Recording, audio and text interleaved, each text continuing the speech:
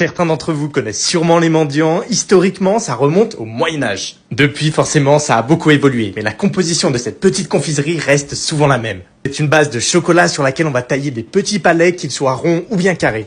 Pour que ce palais reste homogène, c'est très important de tapoter nos plaques de chocolat pour faire partir toutes les bulles d'air. Puis, on va venir les enrober d'une nouvelle couche de chocolat avant de venir déposer minutieusement l'ensemble des ingrédients. Après avoir taillé puis confit nos oranges, on va les déposer sur les palets. Noisettes puis pistaches, amandes et cranberries, voici la liste des autres ingrédients.